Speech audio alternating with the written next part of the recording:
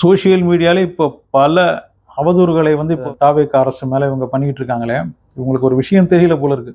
Social மீடியாவை பொறுத்த வரைக்கும் இன்னைக்கு இருக்கிற சோசியல் மீடியாவில் ரொம்ப எல்லாம் மக்களை ஏமாற்ற முடியாது.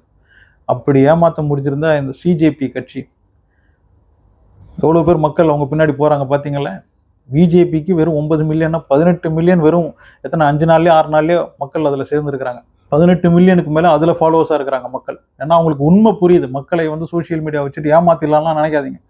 நீங்கள் அதை தானே பண்ணீங்க. கரூரையும் த்ரிஷா அதெல்லாம் சோசியல் மீடியாவில் வந்து இவரை வந்து டீக்ரேட் பண்ணி இவருடைய அரசியல் வாழ்க்கையை இல்லாமல் பண்ணிடலாம் அப்படின்னு தானே பண்ணீங்க. அது யாருக்கு என்ன ஆச்சு? உங்களுக்கு தான் பேக் ஃபயர் ஆச்சு. அதே தான் இப்போவும் நடக்கும். இப்போவும் இந்த சோசியல் மீடியாவை பயன்படுத்தி தாவேக அரசை வந்து நீங்கள் வந்து குற்றம் சாட்டி 5 வருஷம் அவங்களை ஆட்சி செய்ய விடாமல் தடுக்கலாம் அப்படின்னு பார்த்தீங்கன்னா அது திமுக அரசுக்கே தான் பேக் ஃபயர் ஆகும். சோசியல் மீடியாவை வச்சு ஏமாத்தலான்னு பார்க்காதீங்க.